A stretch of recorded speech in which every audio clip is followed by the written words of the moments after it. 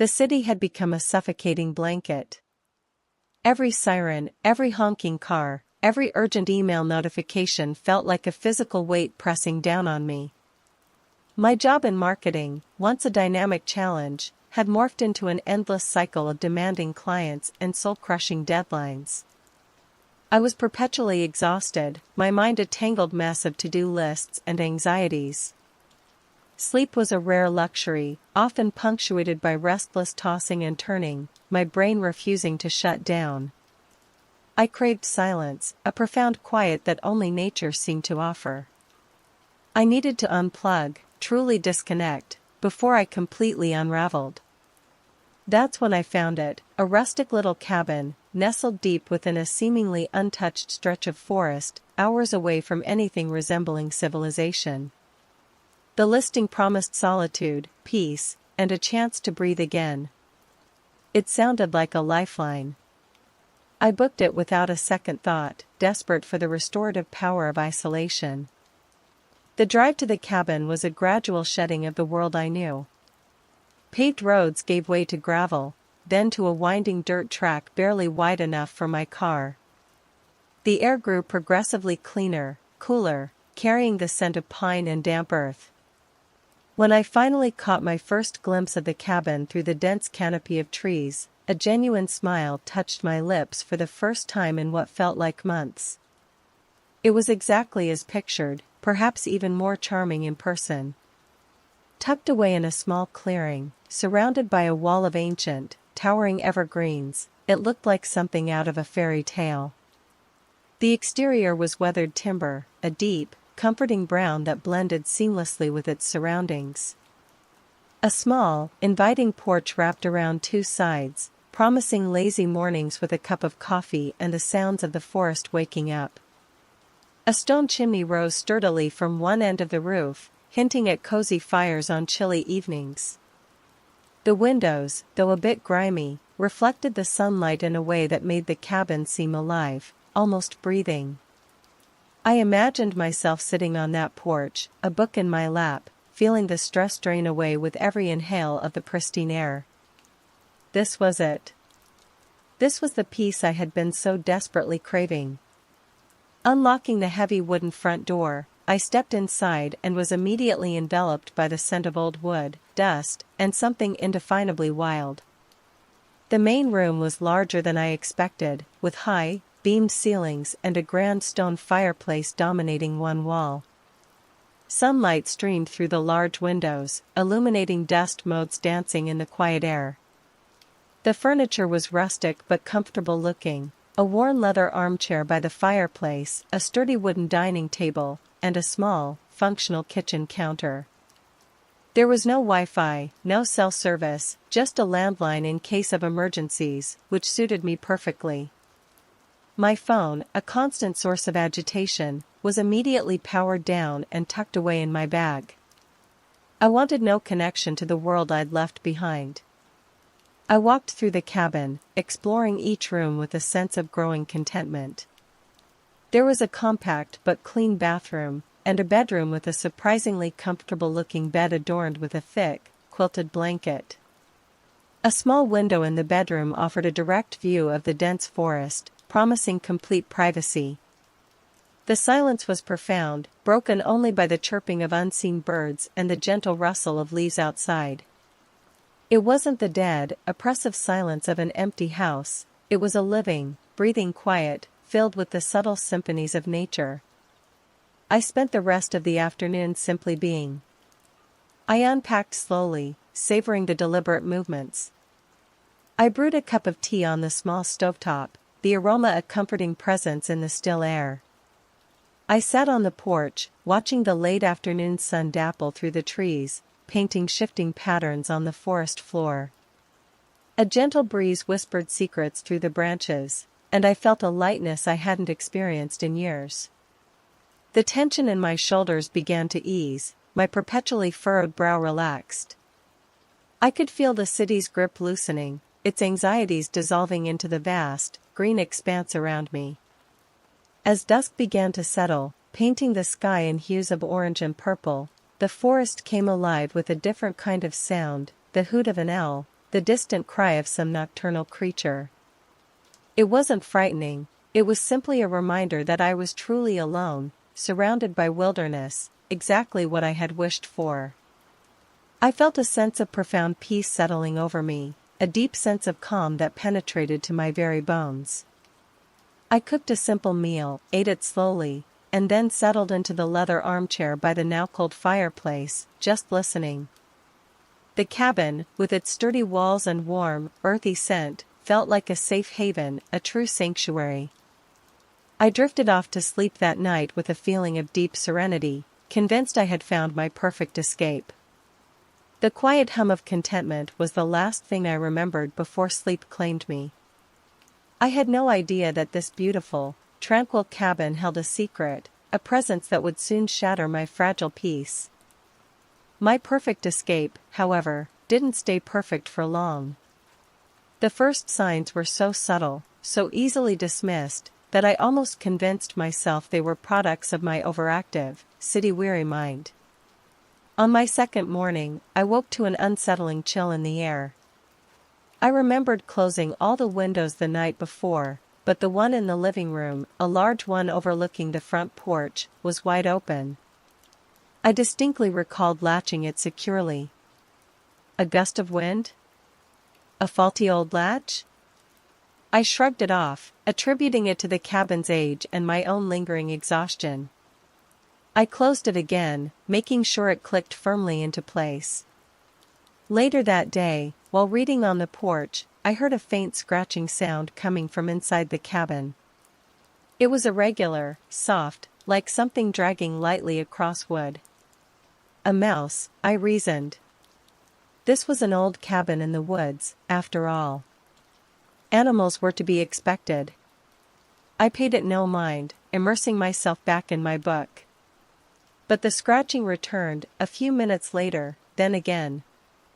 It seemed to move, from one end of the cabin to the other, almost as if something was being deliberately pulled. I went inside, but the sound stopped the moment my foot crossed the threshold. Nothing was out of place. No telltale signs of rodent activity. The silence was absolute. I stood there for a long moment, listening, before deciding it was just the cabin settling, or perhaps the wind playing tricks on the old structure. The following evening brought a new, more insistent oddity. I was preparing dinner, humming to myself, when I distinctly heard a soft thump from the bedroom. It sounded like something light, perhaps a book, falling onto the wooden floor. I walked down the short hallway, expecting to find one of my few belongings had shifted. But everything was precisely where I'd left it. My bag was untouched on the chair, my clothes folded neatly on the dresser. Nothing had fallen. I even checked under the bed, just to be sure. Nothing. The cabin was utterly silent, save for the gentle crackling of the small fire I'd built in the living room fireplace. A trick of the acoustics, I told myself, a natural echo in the quiet space. The incidents continued, escalating in their quiet persistence. A cupboard door in the kitchen, which I was certain I'd closed, was found ajar the next morning. The small, braided rug by the fireplace was noticeably skewed, almost as if it had been nudged by an unseen foot, despite my being the only occupant. Each occurrence was minor on its own, easily dismissed as a lapse in my memory or a quirk of the old cabin. But collectively, they started to weave a subtle thread of unease through the fabric of my supposed tranquility. The peace I had so desperately sought was slowly, imperceptibly, being eroded by these small, unexplainable anomalies. I tried to rationalize them, to push them away, but a growing prickle of discomfort began to settle under my skin. I was alone, miles from anywhere, and the cabin, once a symbol of solace, was starting to feel less empty than it should. The night the door locked itself, I stopped trying to rationalize. I had spent the day exploring a narrow, winding trail behind the cabin, enjoying the crisp air and the unbroken quiet. Returning as dusk began to fall, I noticed a chill had settled in the cabin, so I went to the fireplace, intent on building a good fire. I gathered some kindling and a few logs from the woodpile by the hearth. My back was to the main living area, my focus entirely on coaxing the reluctant embers to life. That's when I heard it, a distinct, undeniable click. It wasn't the creak of old wood, or the settling of the cabin. It was the sound of a door latch engaging. My blood ran cold. I froze, my hand still clutching a log, listening intently. There was no other sound, just the growing silence of the cabin. Slowly, I stood up and turned around. The heavy wooden front door, which I had left slightly ajar when I came in to allow some fresh air, was now firmly shut. More than that, the deadbolt was clearly engaged, its brass mechanism glinting dully in the fading light. My mind raced, desperately trying to find a logical explanation. Had I closed it without thinking? No, I was certain I hadn't. I'd specifically left it open. A gust of wind? Impossible. There was no draft strong enough to close that heavy door and throw the deadbolt. My heart began to pound a frantic rhythm against my ribs. I walked towards the door, my movements stiff, almost hesitant. I reached for the doorknob, turning it, then tried to push the door open. It was indeed locked. Solidly. I tried the deadbolt, twisting it counterclockwise, but it wouldn't budge. It was locked from the inside. A wave of pure, unadulterated panic washed over me. I was completely alone in the middle of nowhere.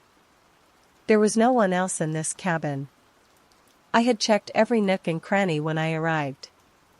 So, who, or what, had locked the door? And why? I felt a sudden, intense sensation of being watched. The silence of the cabin, once so comforting, now felt oppressive, heavy with an unseen presence. Every shadow seemed to deepen, every creak of the old wood sounded sinister. I looked around the room, my eyes darting from corner to corner, searching for anything out of place, any sign of an intruder. But there was nothing. The rustic furniture, the stone fireplace, the unlit lamps, all seemed exactly as they should be. Yet, the air was thick with an undeniable sense of wrongness. The rational part of my brain screamed for an explanation, but the primal fear deep within me knew there wasn't one. This wasn't a trick of the mind. This wasn't the cabin settling. This was deliberate. And it was terrifying. I stood there, rooted to the spot, my breath catching in my throat, staring at the locked door. The peace I had come for had utterly vanished, replaced by a chilling certainty. I was not alone in this cabin.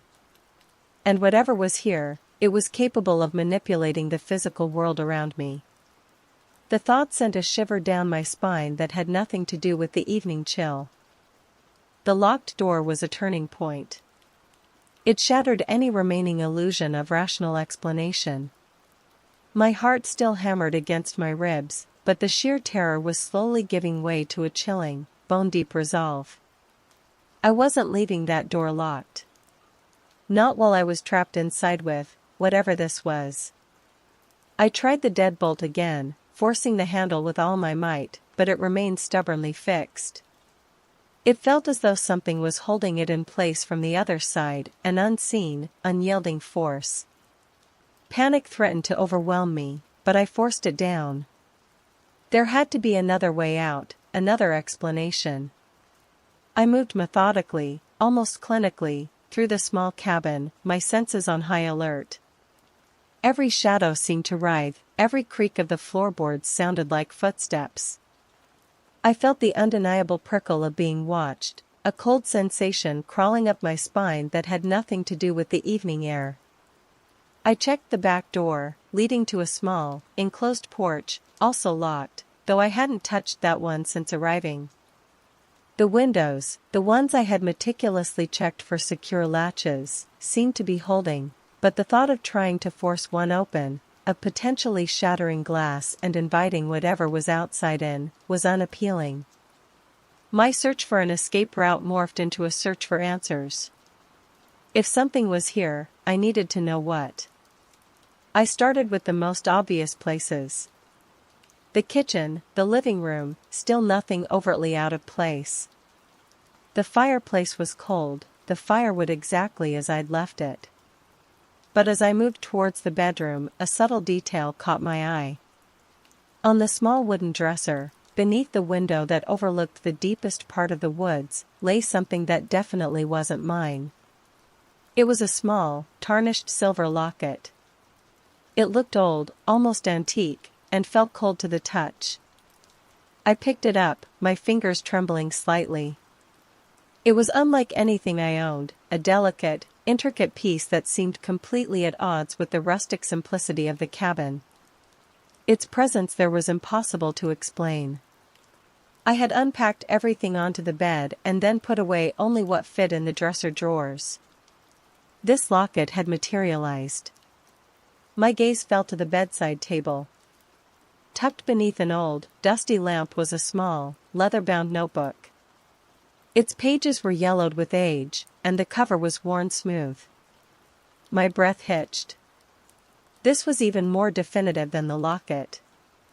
I hadn't brought a notebook like this. My few books were stacked neatly by my bag. With a growing sense of dread and morbid curiosity, I picked it up. It wasn't a guest book. It was a journal, filled with cramped, faded handwriting. The script was elegant, but the ink had bled over time.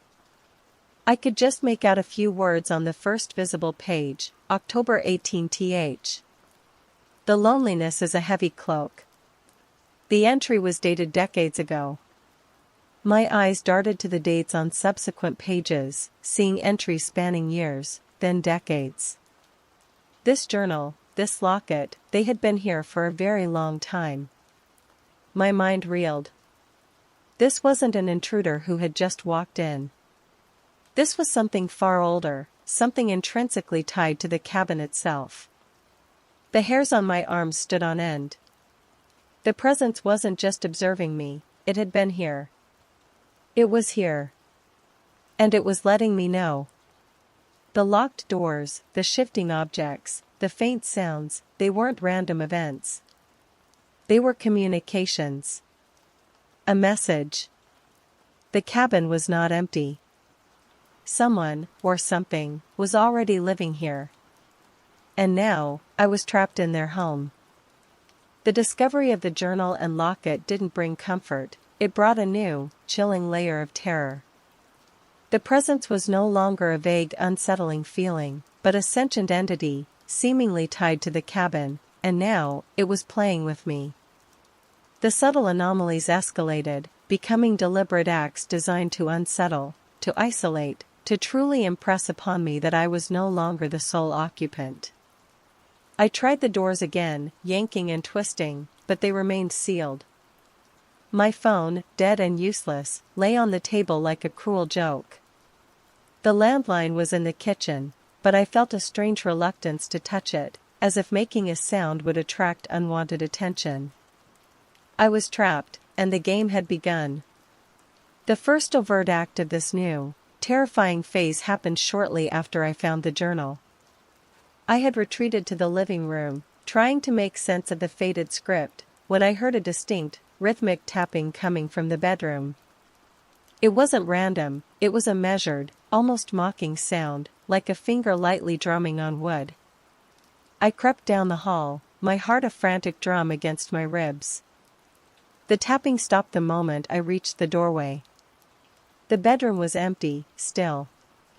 But then, as I stood there, staring into the silent room, the quilted blanket on the bed slowly, visibly, began to pull back from the pillow, as if an unseen hand was carefully, deliberately, folding it down. My breath hitched. I scrambled back, my mind screaming. That night, sleep was impossible. Every creak of the old house, every rustle of leaves outside, became a source of intense dread. I huddled in the armchair by the cold fireplace, clutching a sturdy, brass-headed poker I'd found near the hearth. The cabin, once my sanctuary, was now a cage.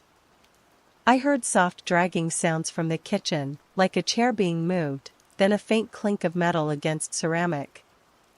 I refused to investigate. I just sat there, rigid with fear, listening to the unseen entity move around my rented cabin. In the morning, the kitchen was in disarray. Not violently so, but in a way that screamed deliberate mischief. The wooden chairs were pulled out from the table, positioned as if someone had just left them after a meal. A single, tarnished silver spoon lay perfectly centered on a clean plate. There was no food, no crumbs, just the spoon. It was a clear message: I eat here. I live here. The most unnerving incident occurred in the bathroom.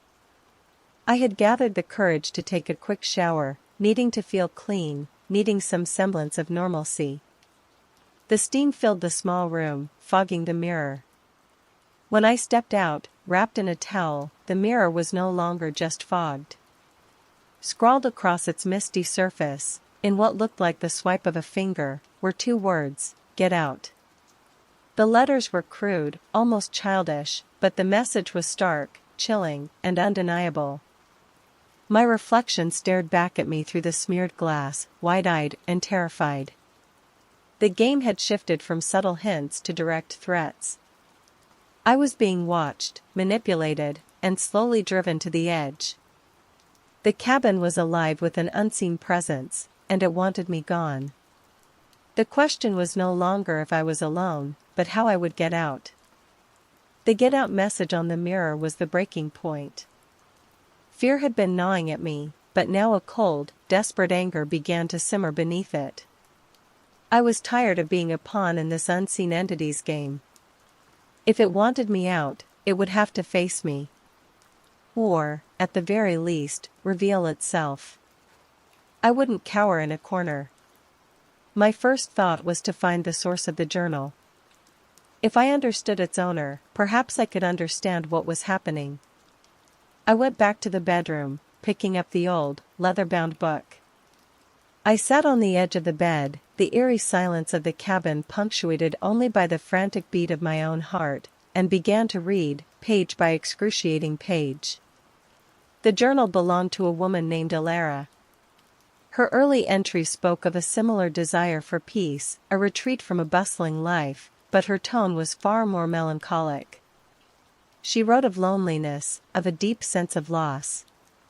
Then, the entries changed. They became fragmented, almost frantic. She started mentioning the whispers, the cold spots, and a growing feeling that she wasn't alone. She described objects moving, doors creaking, and a persistent sense of being watched. My blood ran cold as I read, recognizing my own terrifying experiences mirrored in her faded ink. As I delved deeper, the entries grew more desperate. Alara spoke of trying to communicate, of leaving notes, of speaking aloud to the empty air. She believed the presence was a child, a girl named Lily, who had supposedly died in the cabin decades ago. There were heartbreaking passages about Lily's fear, her longing for her mother, and a sense of being trapped. Alara became obsessed, trying to comfort the spirit, trying to find a way to help her move on. But then, the entries abruptly stopped. The last dated page simply read, "Lily is angry. She doesn't want me to leave. She won't let me leave." A profound chill gripped me. Not just fear, but a dawning realization. This wasn't a malevolent demon, it was a child, trapped and terrified, and likely lonely. But trapped children could be possessive. They could be dangerous, especially if their fear turned to anger. Lily didn't want to be alone. She didn't want anyone to leave her. As I finished the last entry, the locket I'd found earlier, still clutched in my hand, suddenly felt warm. I looked down at it. It wasn't just tarnished silver. It had a delicate clasp. With a surge of newfound understanding, I carefully pried it open. Inside, on one side, was a tiny, faded photograph of a solemn-faced little girl. Her eyes, though blurry with age, seemed to stare directly at me. On the other side, painstakingly etched into the silver, were the initials, LM. It was Lily. And then, a sound.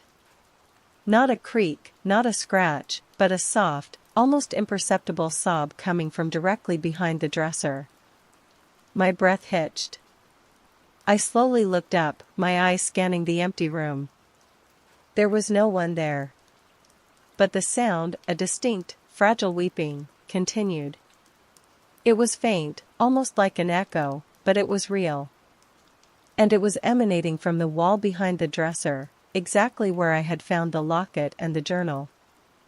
This wasn't a trick anymore. This was the entity, the child spirit of Lily, making herself known, her grief palpable, her presence undeniable. She was here, she was real, and she was crying. The confrontation wasn't with a monster, but with a profound, echoing sadness, a spectral child who had been waiting, alone, for far too long. The soft, echoing sobs from behind the dresser were almost unbearable. It wasn't the sound of malice, but of profound, centuries-old grief. My initial terror began to shift, morphing into a strange, unsettling empathy. This wasn't a monster, it was a lost child. But a lost child who had locked me in, who didn't want me to leave. I closed the journal, placing it gently beside the locket. My eyes scanned the room, then the entire cabin, with a new understanding. Every creak, every shift, every object out of place, it wasn't an act of aggression, but a desperate cry for attention, a manifestation of her loneliness. Lily wasn't trying to scare me away, she was trying to keep me.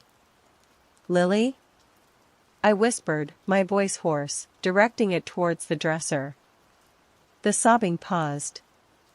The silence that followed was even more profound than before, thick with anticipation. I know you're here.